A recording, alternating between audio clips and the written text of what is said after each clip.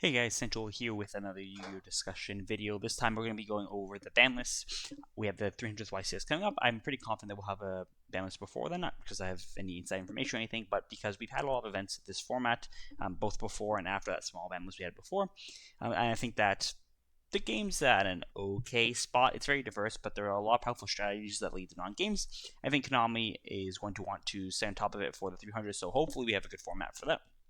Not that it's awful right now, but there are things to be improved. So I can go through archetype by archetype, what I think needs to get hit in order to get to a better place in the game. Overall, I think, like I said, that it is a decent spot. There are a lot of interesting strategies, but there's a few too many strategies that just go over the top and remove interaction from the game. They go first, they FTK you, and it just sucks after that. Because, it's just a die roll kind of thing. You just kind of try and draw chummies and win the game off that, and that's not interesting gameplay. I think there's a lot of decks underneath the top meta decks that are very interesting to play.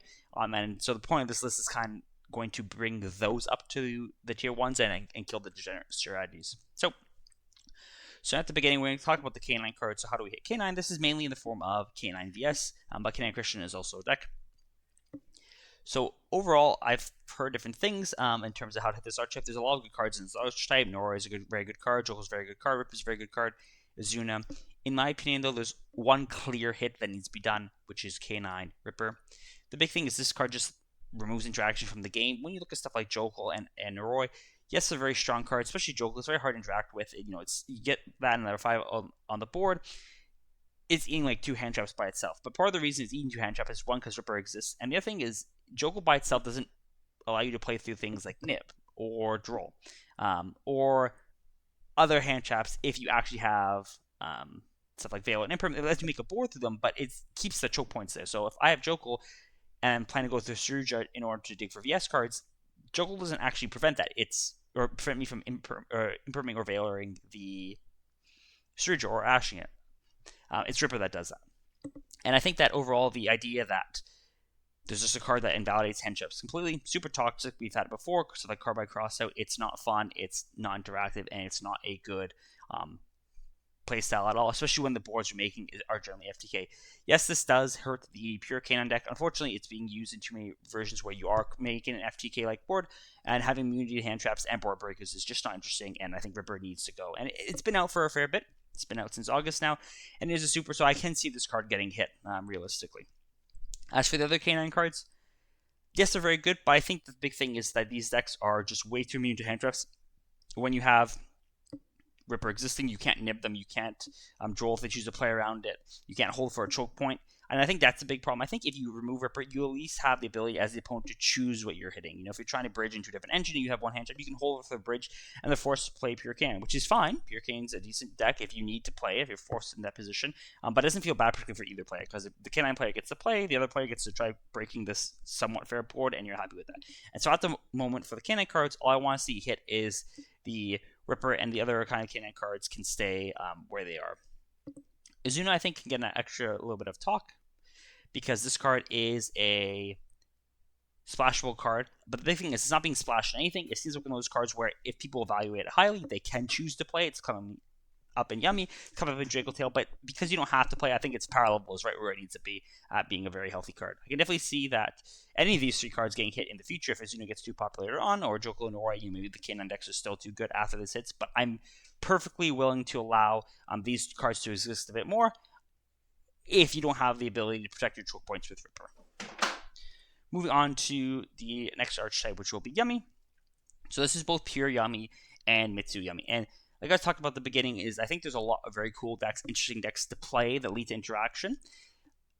And I think Pure Yummy is one of them. I absolutely adore playing against Pure Yummy no matter what I play against. Yes, it's somewhat annoying because they are a hand trap deck, and sometimes you just get hand trapped out, then you get hit with being School Cupsy.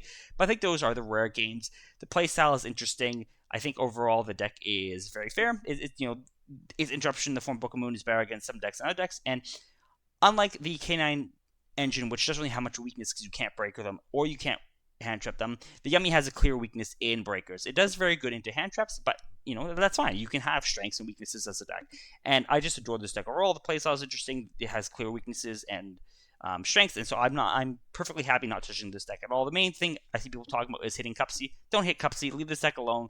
Let Pure Yummy exist as it is. We're going to talk about other hits in a second when we get to the hybrid versions that will hit Pure Yummy as well. But I don't think Pure Yummy needs to get hit any further. I actually think being school on the last list was a bit of a problematic hit because it encouraged people off Pure Yummy and pushed them onto Mitsuyami. And I think Pure Yummy is much more of a healthy deck than the Mitsuyami. And so I think that this deck was already overhit. We don't need to bring Being School back. It's fine where it is, but we don't need to hit this deck any further. It's perfectly healthy, and it being tier 1 for another form, I'll be completely happy with, and I think it's interesting games with it.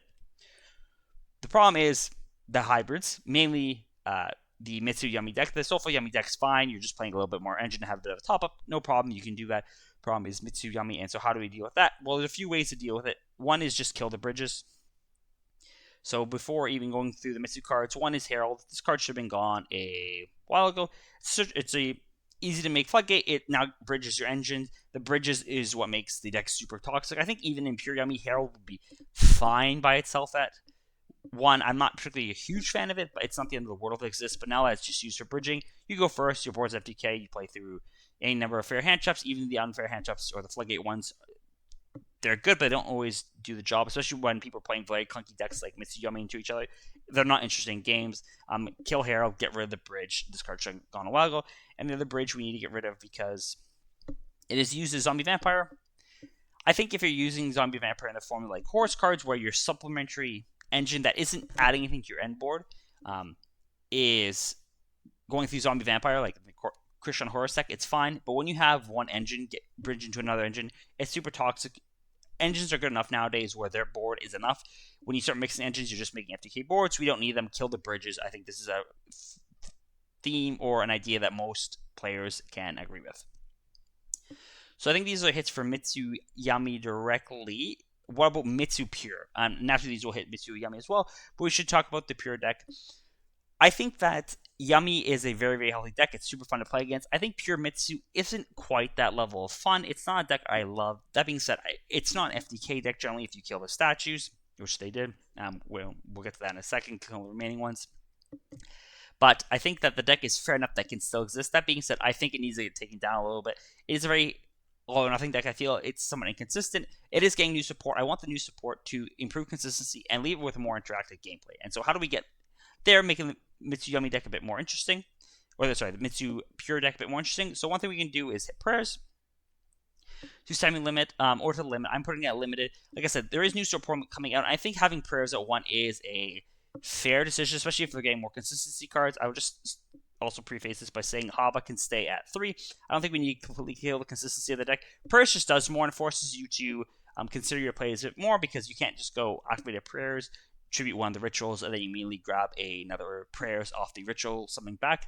So you do have to be a bit more careful with how you're using it, but the deck is still functional with it. Again, this is kind of under the premise that there's going to be more support, which has been announced, but we don't know yet. Well, yeah. That being said, if this card stays at 3, I will not hate it. I'm going to put it in the semi-limit for now, just because, I'll put it in limit. I do want this card to get hit. I think Mitsu has time this time.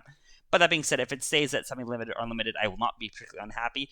The one card I think needs to go really bad for Mitsu is actually great for Purification.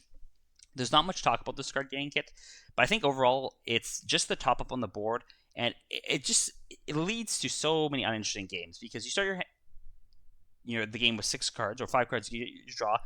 Murokuma was ripping 1, and then Great Purification is trading with anything else. So now you're down to a 4-card hand trying to break a Mitsuyami board, and it's not interesting. And the thing with Great Purification is it doesn't do anything fun. It's not really in theme either. I think Omni Gates are fine in the game, but they have to be used pretty intentionally. And I think when you already have a end board with a card like Murokuma on it, that's kind of the best piece of the end board. I don't think you should have another card on top of it that just feels really, really good. It does seem kind of weird hating this because it's like everything else the deck does just gets you to this point. Like, this is the cherry on top. But I think the cherry on top is the problem. Like, Mitsu doing Mitsu things, you make an IP, you have your follow-up through all the tributing and the effects you'll get on your opponent's turn when you're tributing them.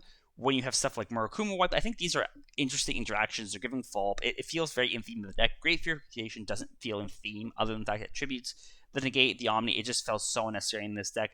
Get rid of it. I think this card needs to go. I think this card needs to go more than prayers. If we're keeping prayers at 3 and Purification at 0, I'll be very happy with that kind of change.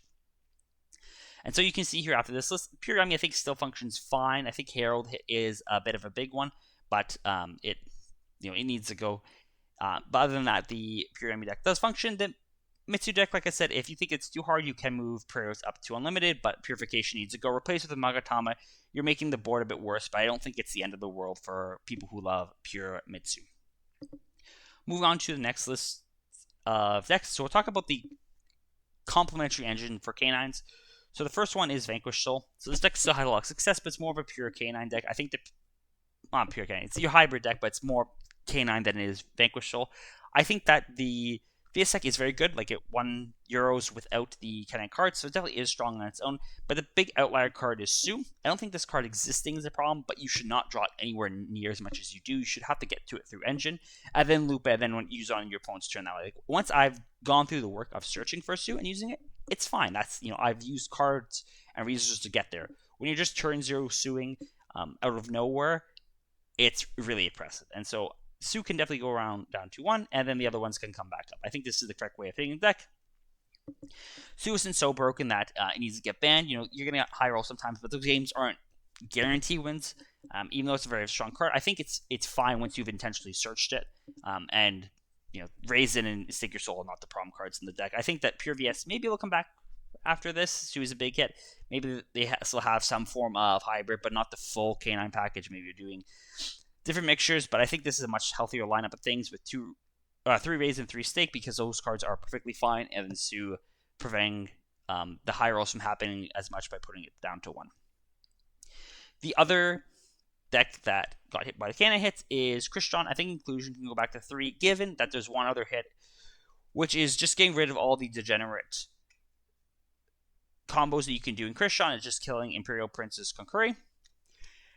The question that can be asked here when you're looking at this hit is, it feels like we're banning Imperial Princess for the sins of K9, and that's kind of partially true, but also partially not, because K9 in essence is an unfair deck. Like, the pure K9 deck isn't unfair. It's when you start doing unfair things with it that it becomes unfair, and this is a card that enables. Like, yes, you need the rank 5 engine of the K9s to actually do unfair things, but you also need this card. This card's run reviving Lancey. This card's run reviving Spell Canceller, and I'd be much happier playing against a pure Christian. They have all the full engine, and you just don't have the ability to do anything degenerate with this. And, they just make their normal K9 Christian board. And I think that's perfectly fine. I think also with the Ripper ban on top, this is completely reasonable to bring inclusion back to 3. I think the Christian engine is strong, but it's not strong enough that warrants a hit. And we can just get rid of this card to make sure there's no of these FTKs coming out from the K9 engine. Like I said, there may need to be more K9 hits in the future, but I think these are at least fine to try with for another list.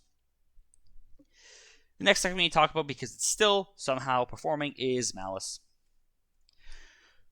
So in Master Duel, Red Ransom got hit. The deck is still very strong. It does have Splash Mage and Link Decoder, so it still has a lot of good Cyverse cards. We lost Splash Mage and Decoder. We have Ransom still. I think a normal person would kind of just say, continue what the Master Duel did and hit Ransom. At some point, we're going to run out of power in the Malice deck once we hit enough things. But I'm not a believer of that anymore. It's been out for a year now. It's been top 5 deck the entirety of its lifespan. It's been top 3 deck the majority of it.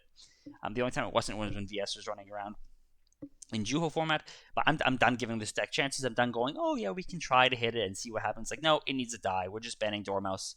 If you love Malice, sorry. I think that once we see that this deck is hit enough, we can then bring back some other Cyverse cards, not Splash Mage, but White Rabbit and Field Spell. And yeah, you lose Dormouse, but I think this is the biggest way of just toning down the power level of the deck as well. Like I said, we're not bringing back anything else yet. This deck just needs to die. It needs to get out of the sun for a bit. It's super toxic playstyle.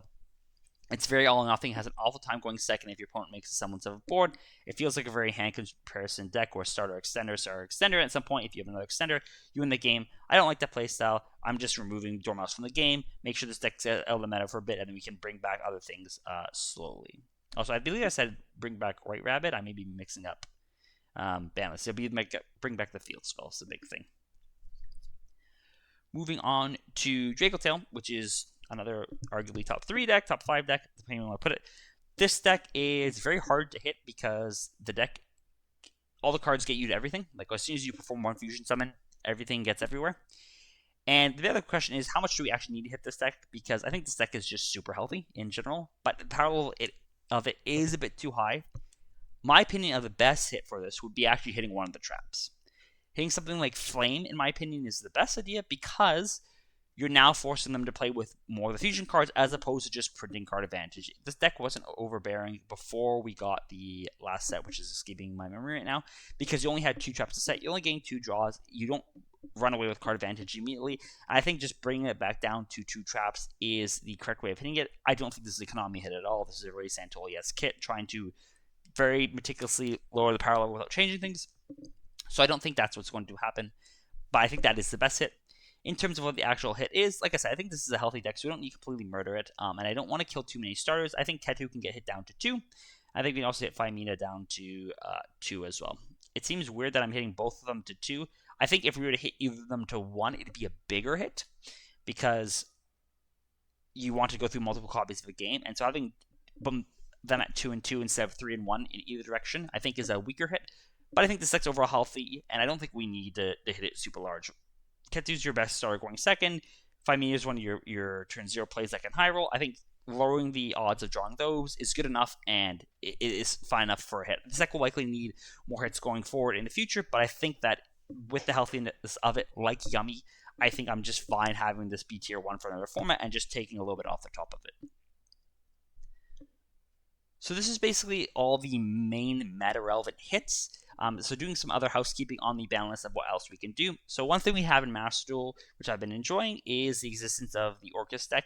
And I think Mermaid is a card that could come back. That being said, this card searches a very toxic card in the form of Ibly, and so we can just do this little nice thing of ban Ibly, bring back Mermaid. And I guess this can come to 3, it doesn't need to be at 1. You only play 1 anyways. And this will allow the pure Orcus deck to exist. I think the pure Orcus deck is very cool. It has a lot of gas to it. You often play fairly engine-heavy hands. Not super engine-heavy, but your engine is good. You can start pushing through boards with that. And it's a deck I enjoy playing against. In Master Duel, I have the Fiends with the Orcus deck because they still have Moon and Mermaid, so you can bridge from both engines into each other. I don't think we need that. The Fiends with cards are gone. Playing pure Orcus and just having something like Engage as an additional starter, I think it's just interesting. I think overall as well, the Orcus engine is played a bit. It does have tops. People like it. And just giving the extra bit of consistency, I think, is perfectly fair for a deck that has an end board that is, solid but not completely overwhelming. It is a deck that I would like to see exist. Other things we can do for the ban list is bring Sacred Tree back. I don't know why this card's still on the ban list at all. This card's fine. It's even in the context of the deck, it's not insane. It's only really good in the Runic Trio deck, which I don't think will take off again. The other thing we can talk about, bring back, is Sprite Elf. So this is one of those cards that I think people get very worried about bringing back because of the power level of it.